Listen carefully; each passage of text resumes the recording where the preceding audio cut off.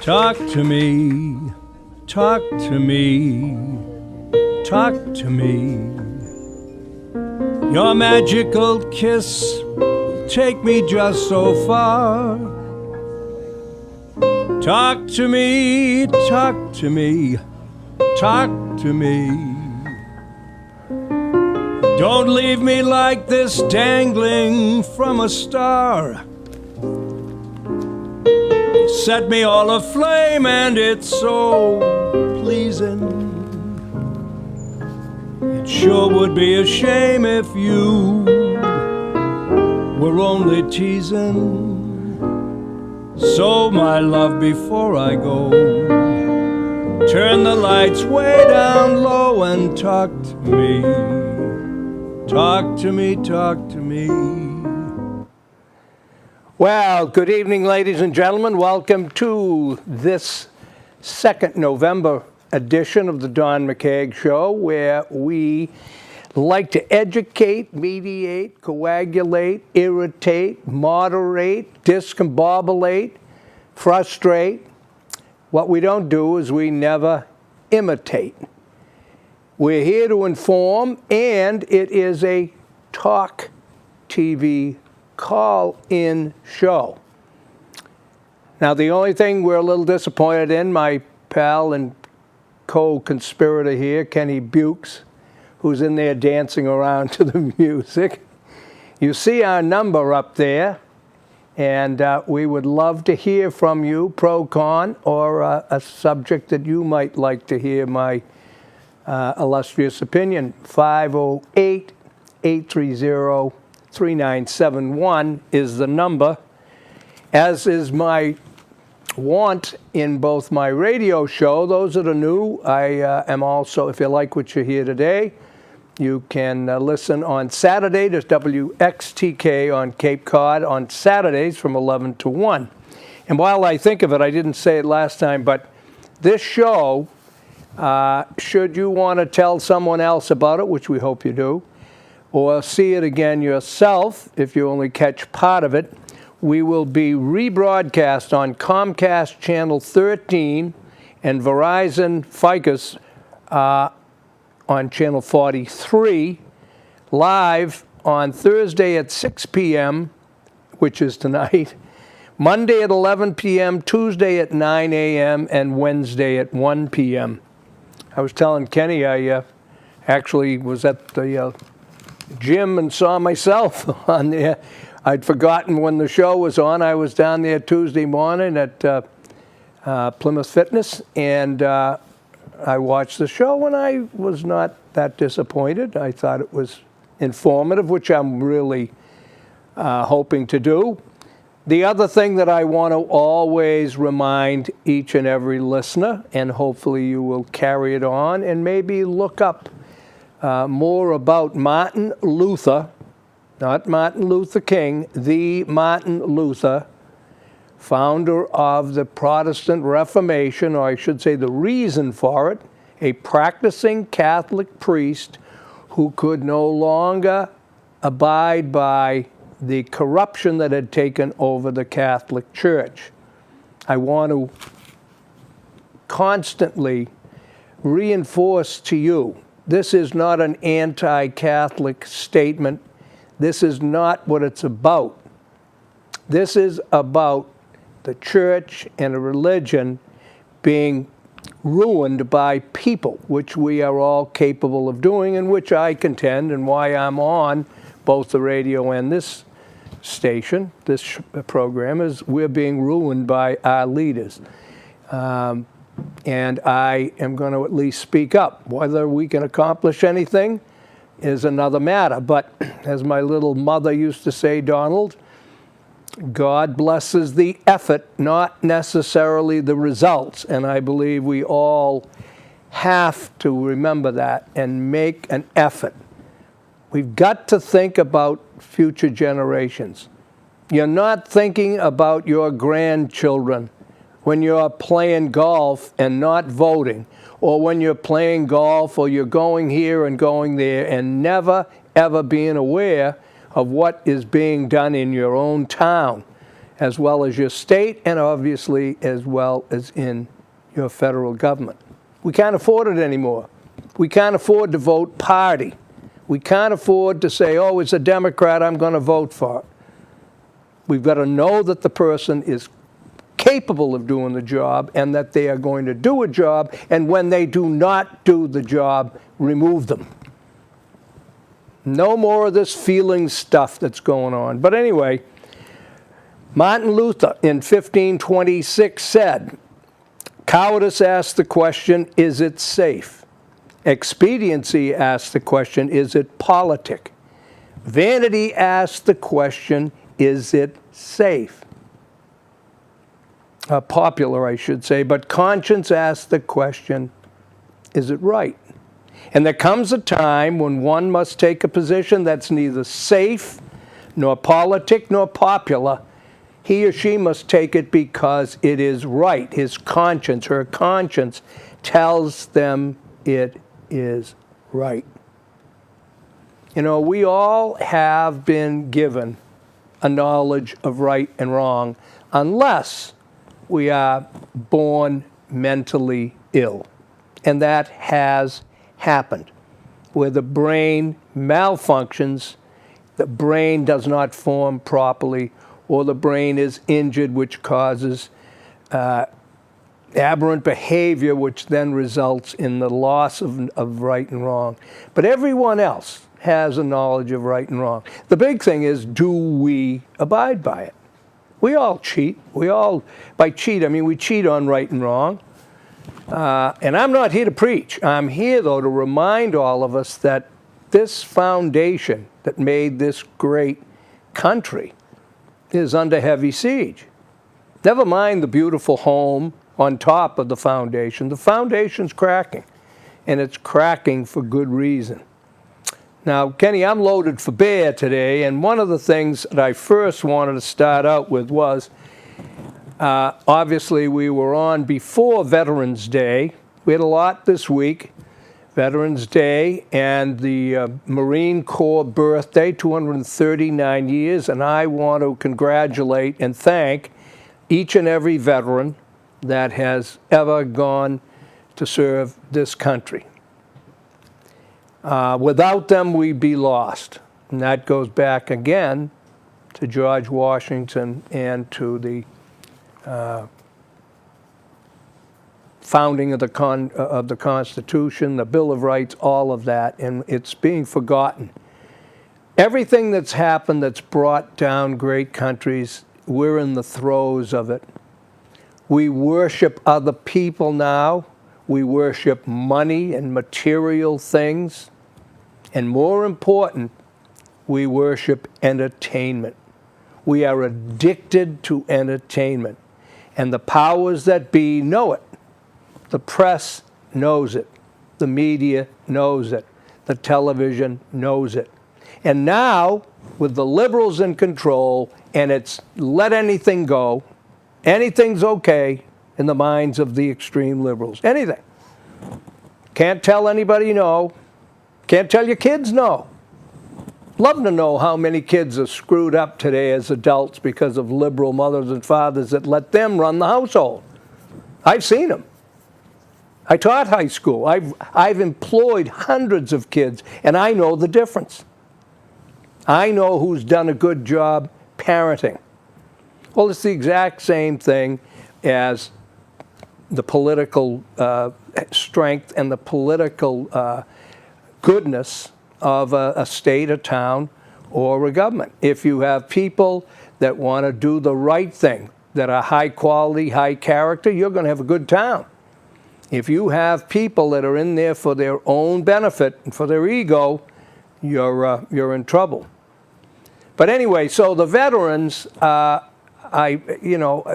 bothers me is, yes, there's a big hoopla on the press, and it becomes popular, and they bring different veterans on, and I'm glad to see it. But then it seems to be forgotten. And Congress certainly does not appreciate the way they should. They've had a problem with the VA, where men actually died, men and women, but mostly men, that were veterans, that were injured sometimes in war and could not get doctor's appointments, could not get treatment, could not get medication. And these same people want illegals to come into this country. You're insane. You people that think that way, you're insane. And there's one party that does it, and it's the Democratic Party. And I am not a Republican. I am a Republican not by choice, but because I have to go against the present leadership. And so should you Democrats. I was a very strong Democrat in upper circles, and that's not a brag, that's just a fact. I was a John F. Kennedy Democrat. Still would be. I'm a conservative Democrat, and there's no place in the party today for me or anyone else. There was no place in the party for Ronald Reagan. But here is something that I saw in the Herald that I want to read, first of all.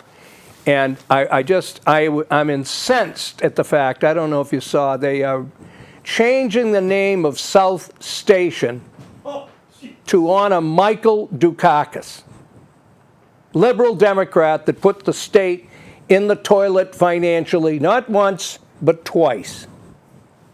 Failed presidential candidate. And now you'll see why the press that's pro-Democrat, pro-liberal, because remember, the press is made up of graduates of schools of journalism controlled by at least 88% liberal instructors. That's where they come from. That's why we have the press situation that we have now. But listen to Adriana Cohen. And I'll tie this in. Stay with me, because McKeag likes to tell 3 stories at once and then bring it to a head. I'm like Kenny, I think I'm the O. Henry of talk radio. I hit him with a surprise ending. Adriana, I like her very much. She's in the Herald. And those of you that are veterans would appreciate this, but I'm going to use this to get back to Michael Dukakis and the nonsensical naming of buildings after politicians.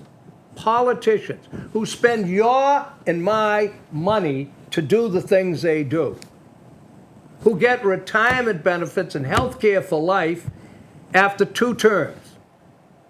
They don't spend their own money. I'm not saying they're not good people in politics, but come on. Freedom isn't free, Adriana Cohen. Our troops and veterans have sacrificed all that is precious, life, limb, and time away from their families to protect our freedom and our way of life. Without our brave military fighting foreign enemies, who would do us harm? Americans would not be able to enjoy basic human rights too many in this country take for granted. Not only do they take them for granted, they abuse them. Thanks to the liberals. I'm going to keep hammering at liberals, so you don't have to like it. You can shut me off. Here's a reminder of what life is like for civilians today living in the Middle East. In September, a prominent Iraqi human rights activist was publicly executed in Iraq for posting anti-ISIS statements on social media. She criticized the Islamic State for destroying religious mosques and shrines, not for female rights. They were destroying, and they are, just like the Nazis did. They burned and blew up churches in Germany. In America, nothing would have happened to this woman. She would have exercised her protected free speech to whomever she pleased, and then went about her day. But under Sharia law, free speech doesn't exist, and she forfeited her life. Consider that a modern-day wake-up call for misguided Americans who aren't grateful for their freedom, or to those who valiantly protect it. In previous generations, our military rose to the call of duty and protected us from the horrors of Hitler, communist dictators, and other evildoers, hell-bent on stripping Americans of their basic human rights. Now, here's where we're going to get to where McKeag is going. Take the story of Thomas Hudner. He crash-landed his fighter plane behind enemy lines in 30 below zero weather in an ultimately unsuccessful but valiant attempt to save his downed wingman, Jesse Brown, the Navy's first black pilot. Hudner became the first Medal of Honor recipient of the Korean War. Our troops have left blood on battlefields the world over so their children and ours can grow up and enjoy the freedom to carve out their own paths. All the more reason we need to elect an effective commander-in-chief in 2016 who has strong foreign policy chops and isn't afraid to display America's strength to the world. We need to elect a leader who appreciates the value of President Reagan's policy of peace through strength. We need a leader who understands that when America retreats from power and leads from behind, that's in quotes, the world becomes a more dangerous place. Not just here, the whole world. With all the atrocities committed by ISIS terrorists, the mass genocide, the beheadings, and sex slavery, there is never a greater time to be grateful for the freedoms we have in America and to appreciate our men and women in uniform who lay it on the line to protect our way of life. There are no words that can properly express our collective gratitude. Saying thank you never seems enough. My hope is these men and women already know how much they are admired and appreciated. God bless our troops, our courageous veterans, and their families today and every day. Now, Thomas Hudner is a Boston man. Jesse Brown died, first black jet pilot in the Navy. It was a Korean War in the 50s. That's one thing right there. What's wrong with naming South Station after Thomas Hudner? But before I go there, I'll just plant that seed. Now, in this same issue was a big 3-page cover of, I forget the girl's name, but one of the bombing victims.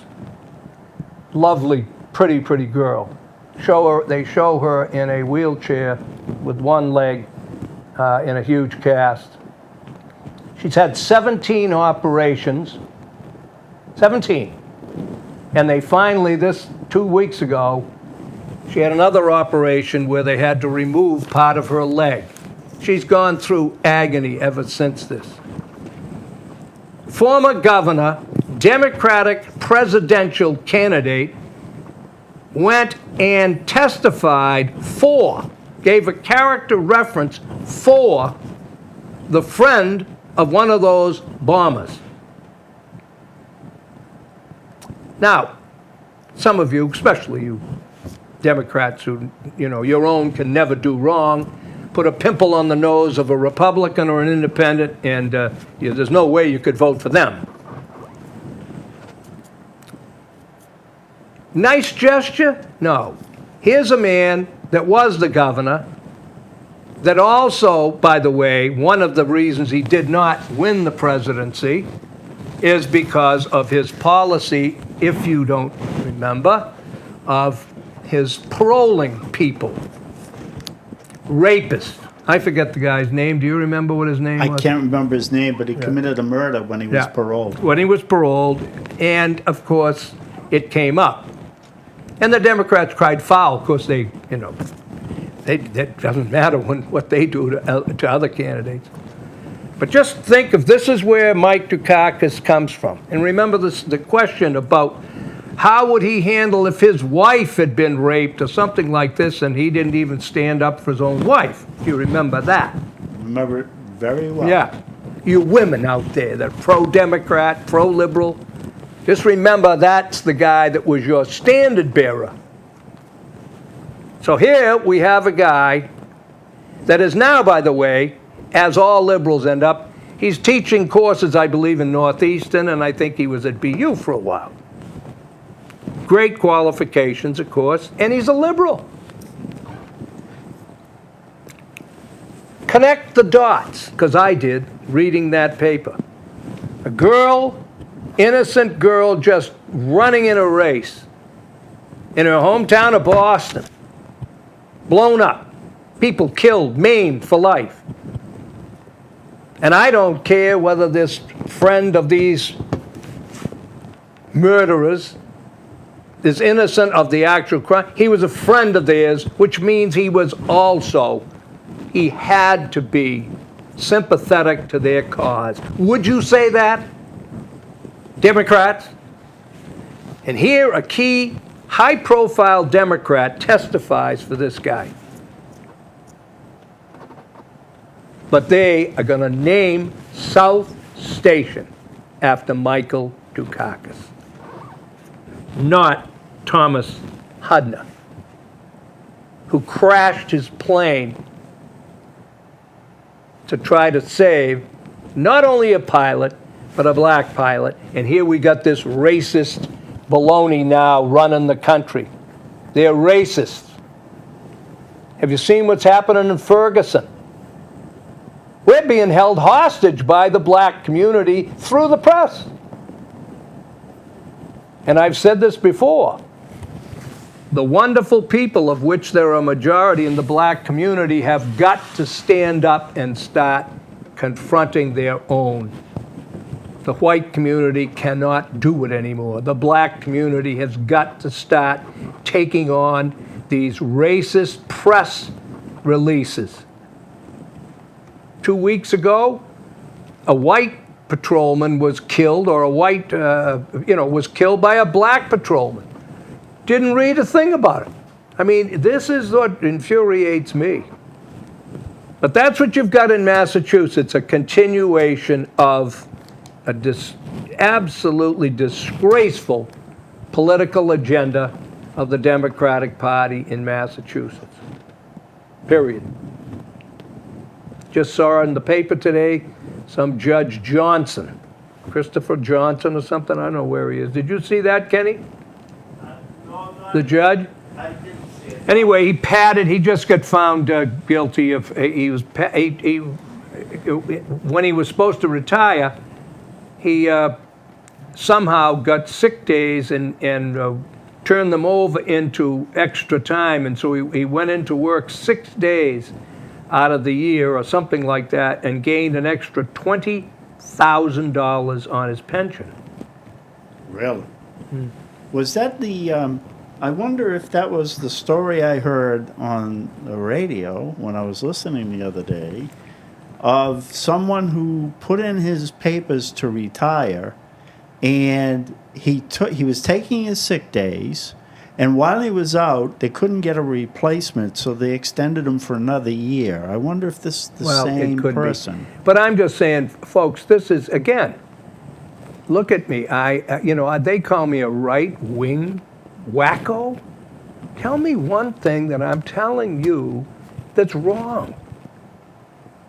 Call up. We got the number right up there. Call up and give me facts, not the feeling baloney.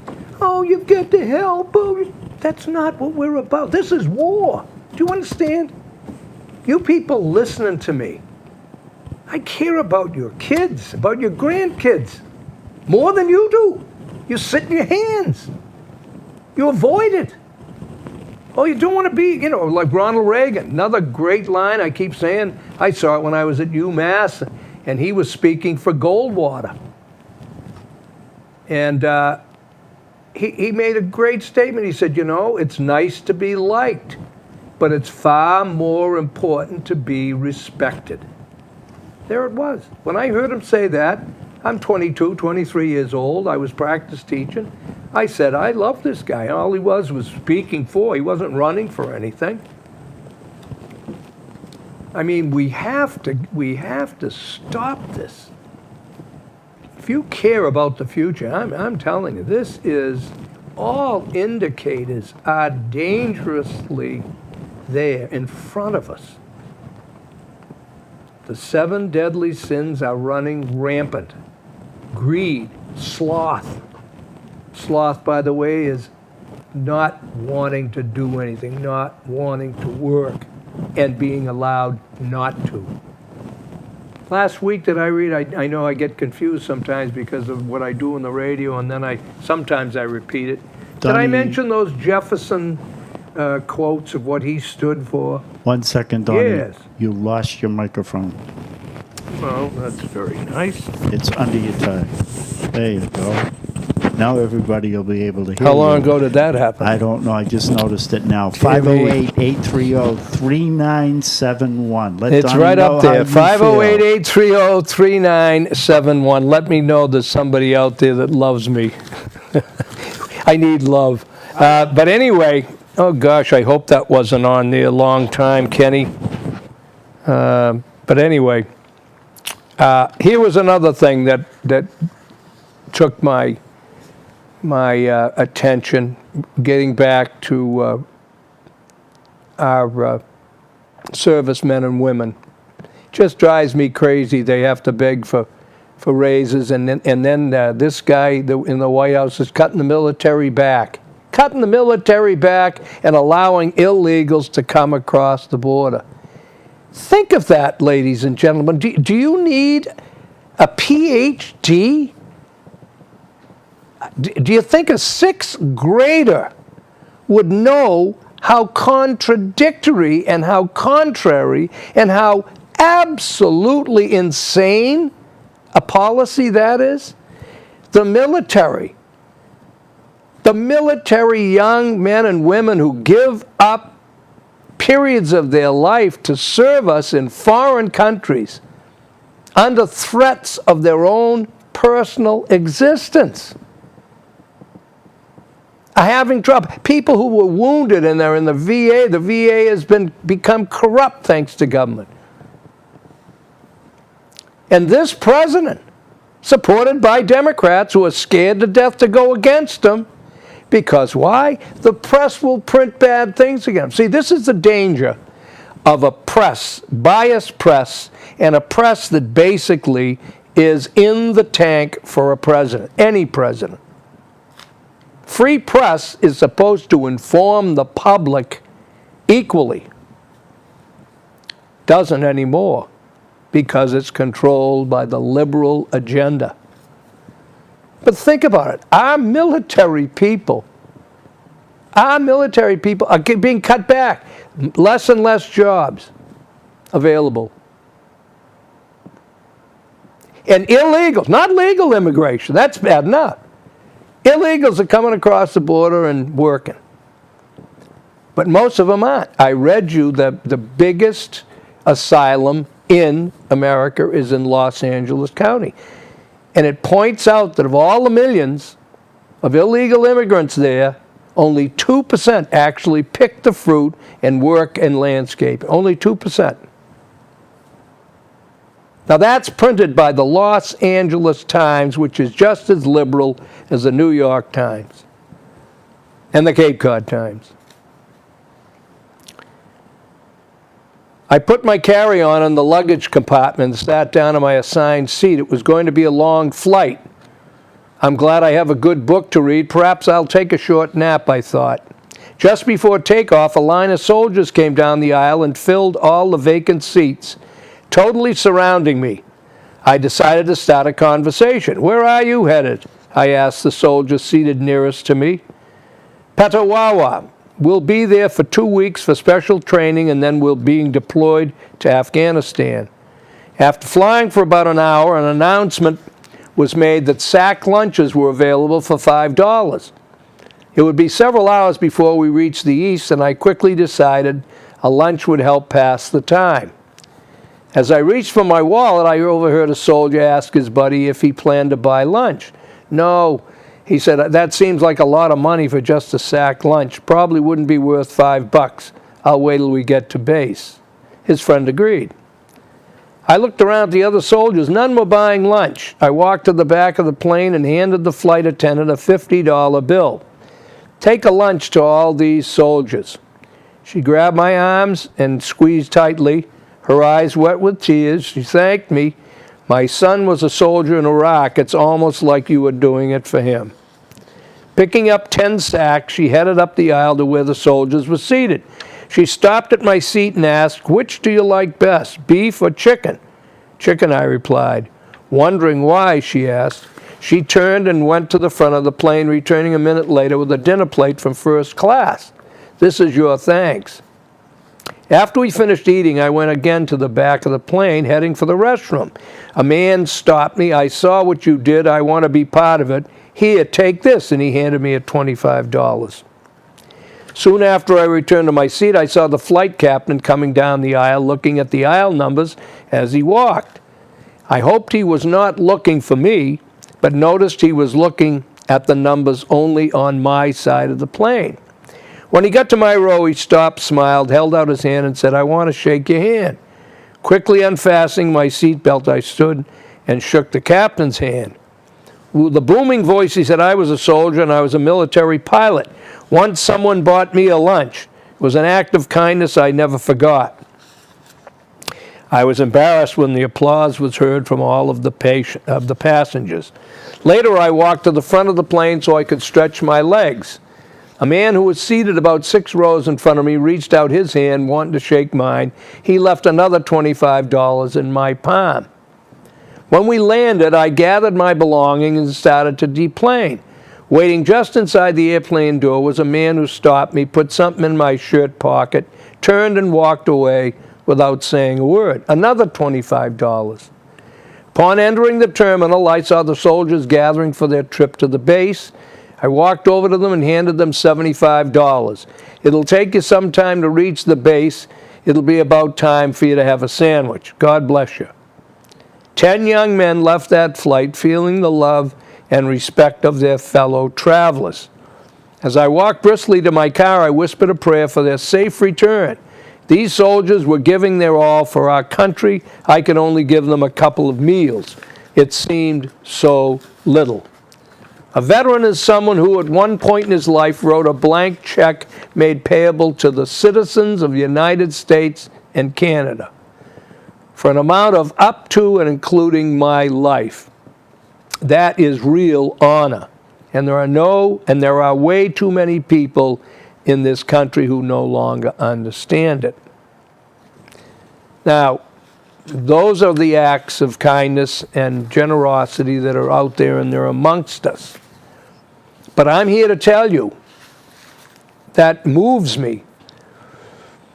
But I must say that giving money does not take you off the hook with your politicians, does not free you from your responsibility to demand that the people who make these decisions, Republican, Democrat, Independent, that you elect to office, that they represent you in your beliefs. And if they don't, it's up to you to stand and use your hand to raise it and say, I want your attention. You're not doing what I elected you to do. We don't have that.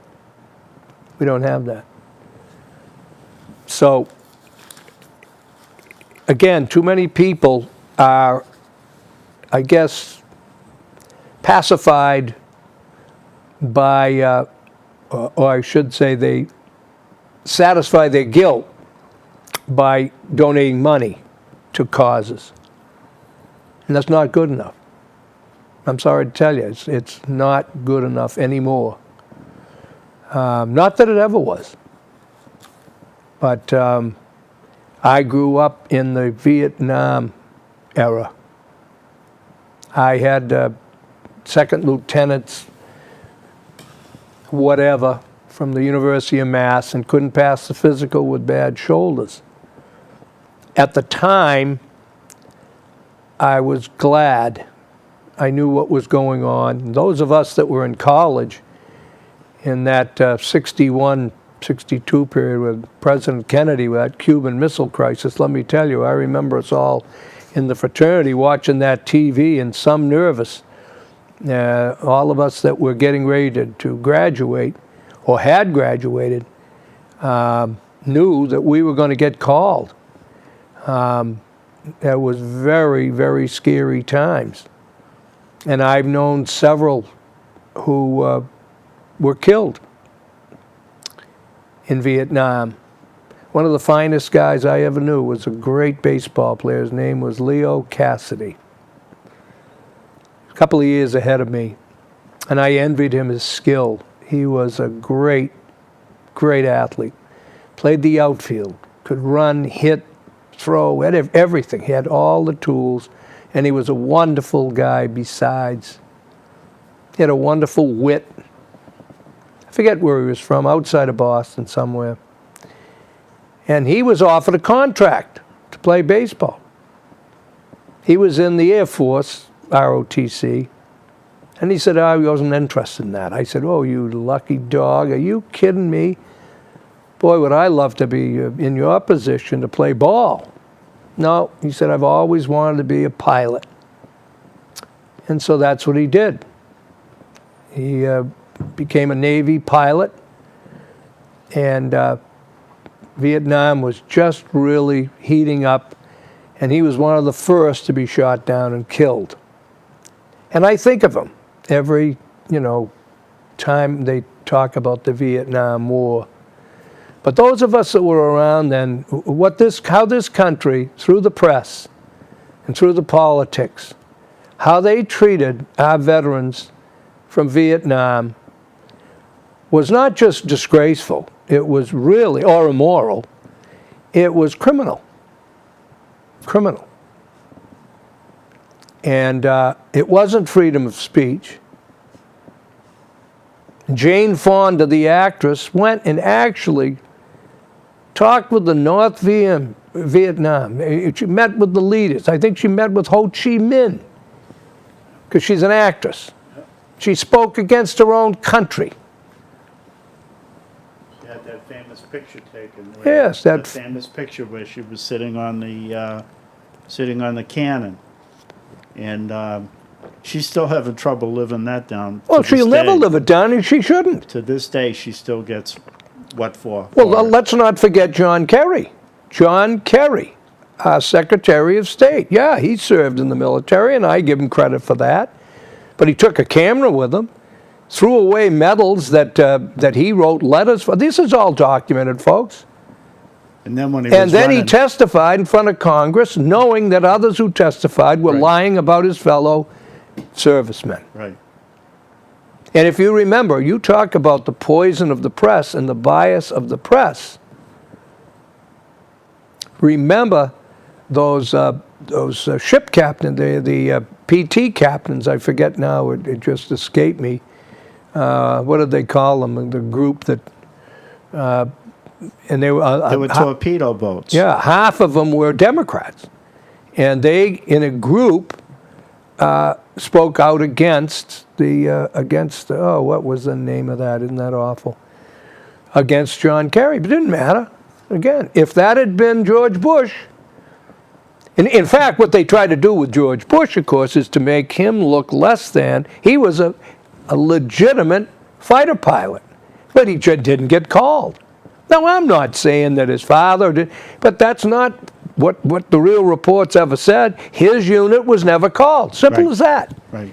But to make him out to not be a legitimate server in his country, could you be a jet pilot? I couldn't my best day, and neither could most people. That takes huge courage and knowledge and. I'd like to believe I like to believe I could. I just don't have the talent to do it. I believe I have the courage to do it, but I don't think I have the talent to do it. Well, I was afraid of flying, but I mean, now I'm not. But and I might have, I'd love to learn how to fly a plane even now. But I'm just saying, this is the double standard that I've seen, and this is when I was a dyed-in-the-wool. I was a huge Jack Kennedy Democrat. I supported Democrats. I worked for Democrats. And there are still really good people, by the way, in the Democratic Party and in the leadership. It's just that they cannot seem to overcome this leftist-leaning liberal element that uses every tactic, by the way, to get them elected, and they want to get elected, and that's their big flaw. It's the flaw of every particular profession, too. You know, I mean, the movies, you read these stories of the famous ones and what they had to do.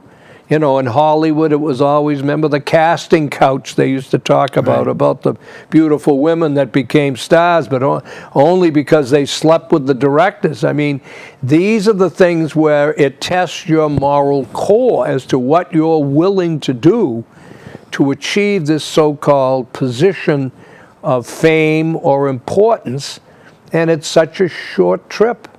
It It's is. such a,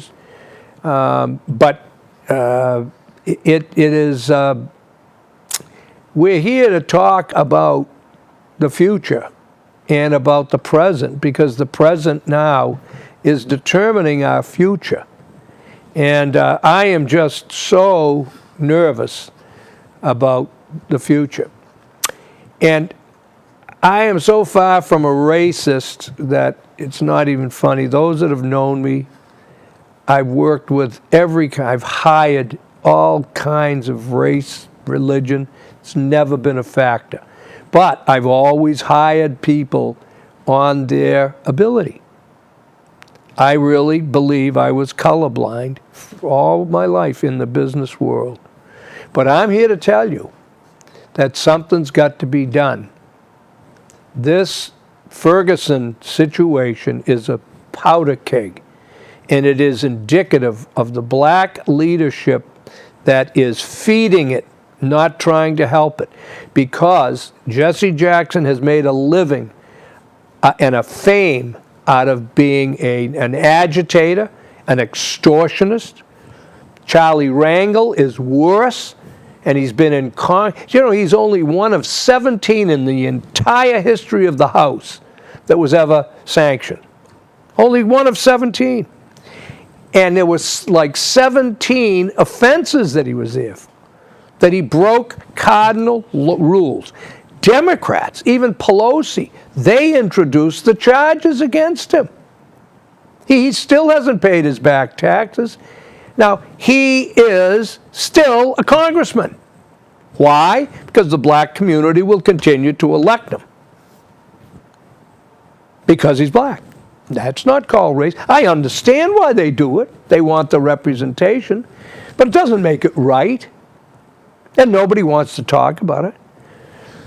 But now, when you take this situation and you say, wait a minute, the evidence on this young man, Brown or whatever, I mean, of course his parents are brokenhearted. At least they're coming out and calling for level heads. They see what's happening.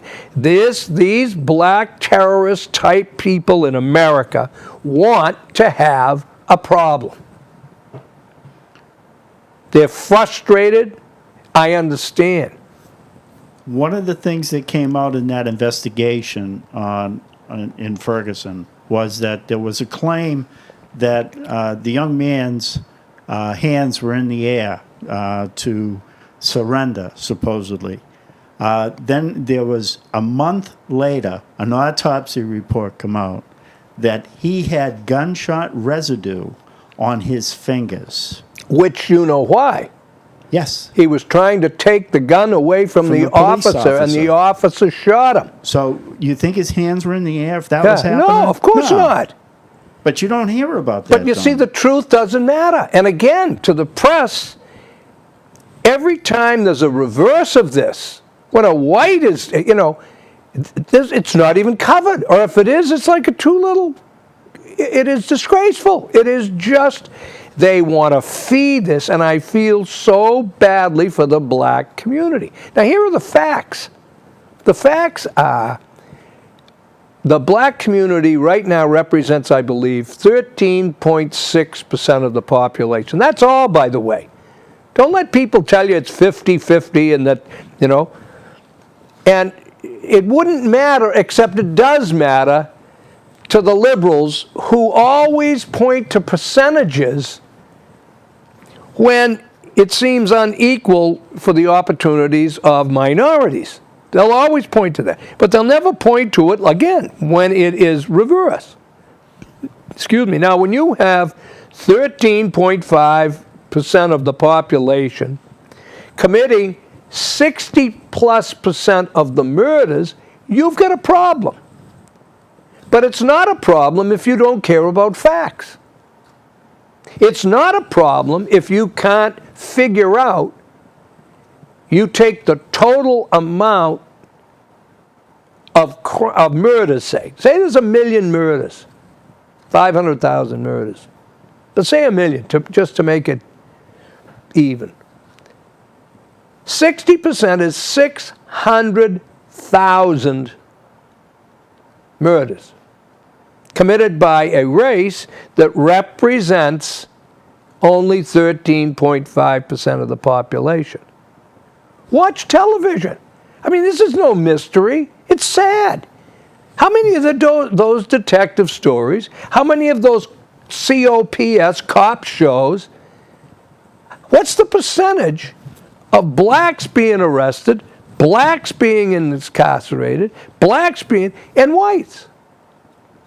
Very high. I just don't understand the black community. Bill Cosby tried. Others have tried, and they're demeaned. They're considered to be disloyal to their race. But before you call Donald McKeag a racist by talking about these facts, here's the zinger, and here's the truth. And here's why I tried to tell the black community on the radio for all these years, and believe me, there are members of the black community that listen to I was on every morning. They used to come to my B&B. They're wonderful friends of mine. They agree. The problem is they don't want to go against their own, because then they're labeled as being pro-white. But here's the facts that are so sad. Of this 60% of the murders, it's either 58 or 60%. You understand, it doesn't really matter. It's just exorbitant and sad. But here's what makes it bad. Out of that 60%, I believe 70% of the 60% are blacks killing other blacks. A lot of it drug-related. A lot of it children hit in the line of fire in the inner cities. Children killed by a parent that's drunk or drugged up.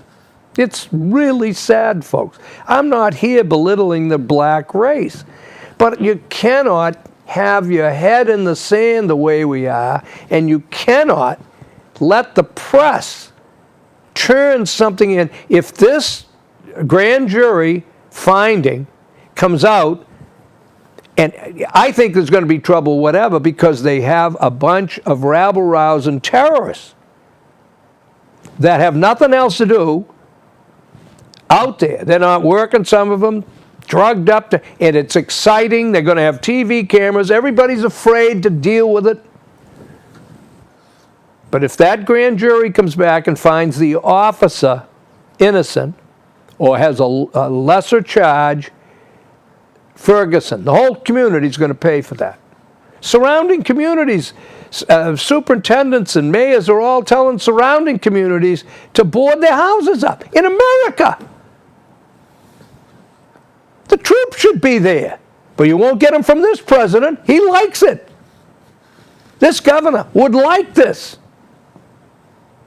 Make no bones about it. You've tied your fortunes to a bad situation in the Democratic Party.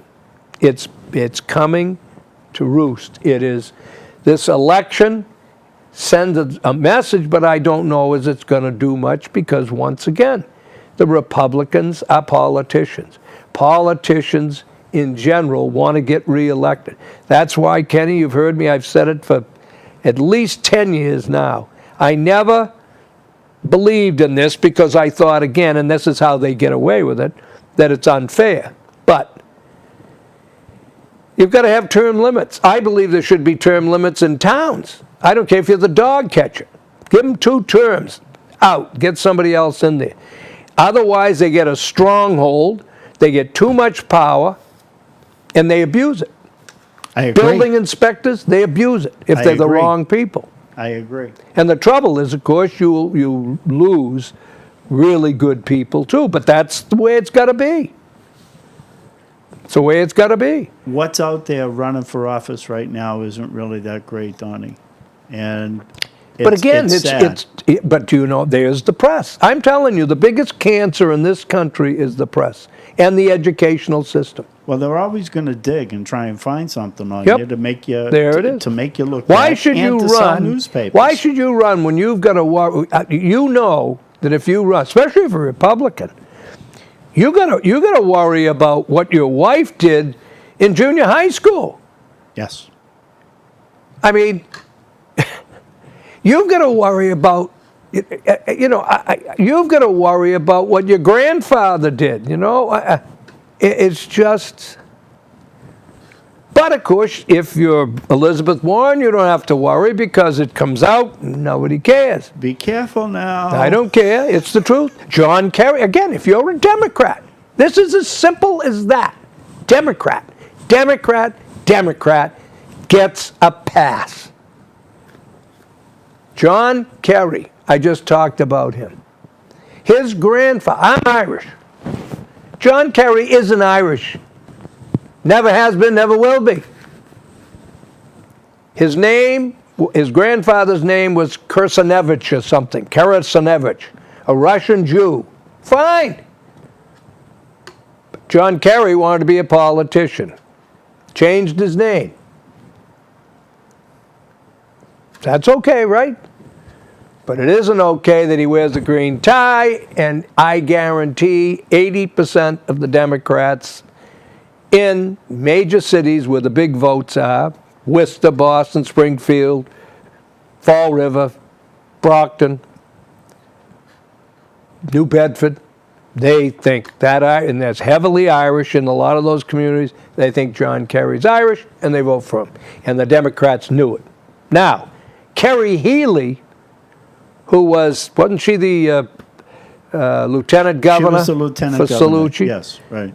Lovely woman, nice Yes. gal. Very nice. She runs, and the Globe had the typical but unmitigated gall to make insinuations that she was using her Irish. She is Irish. Her husband was Irish. Her family's Irish. And that's how down and dirty that Globe is, that rotten Globe. And they've always been that way.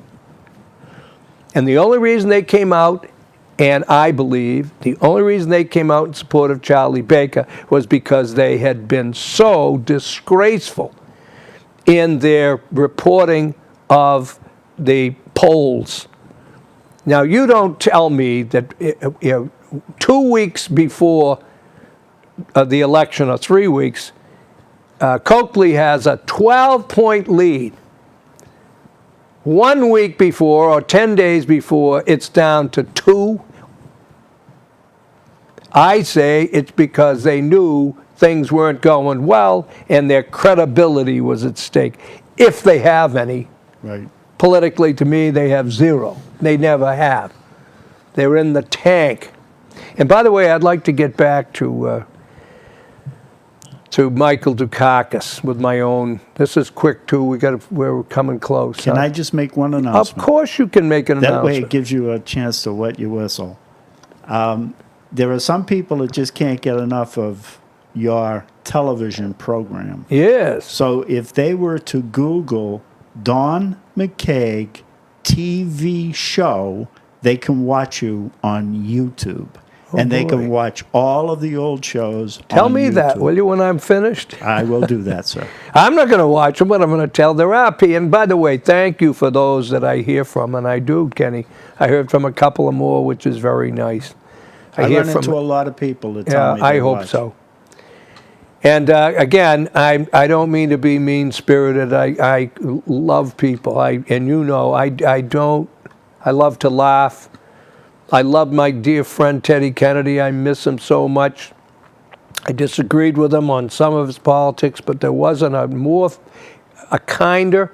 He got things done. I said it to a lot of people. We'd have never had this Obama mess in health care if he'd been around. He was genuinely on board to do something about health care. And there were parts, and there are parts, that needed correcting. But that doesn't make it right. I used to argue with them. But the guy I want to say, and we'll be running out, but my favorite Democrat was Governor Ed King. Oh, he was awesome. But again, he was a tough nut. He wasn't a wishy-washy, oh, we've got to be nice to the women and we got to be nice. He did his job, folks. That's what you elect him for. He made promises to cut back. People forget him. He was a customer of mine. He and his wife, Josie, who was wonderful. Anyway, Ed was a football player at BC, came from Chelsea. Then he played for the Buffalo Bills and for the Baltimore Colts. A man's man. That's what we need. I'm sick of these wimpy men.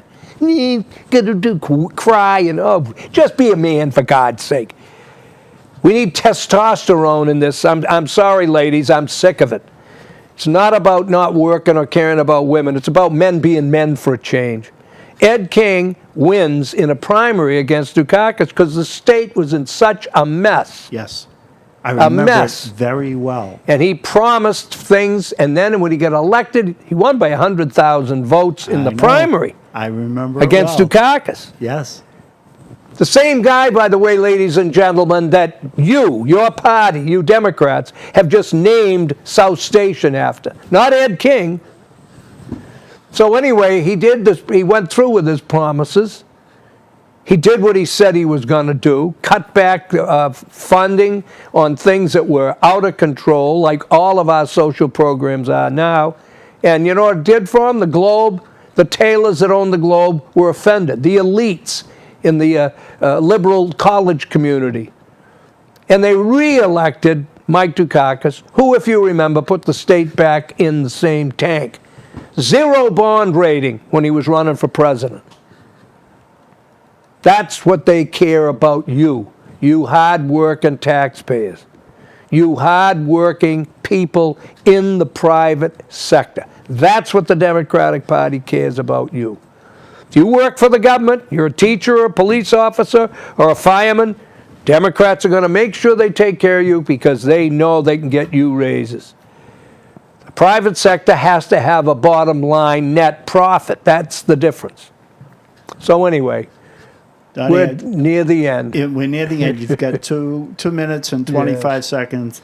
And have you got something that you want to tell me to do? I wanted to tell you 2 things now. Yes. I found yesterday in going through my bureau drawer, Karen and my invitation to Ed King's inaugural ball. No kidding. Yes, and it's funny you talk about it today. The other thing is that people want to watch Don McKeag TV Show. Go to YouTube, Don McKeag TV Show, and you can watch all of Don's shows.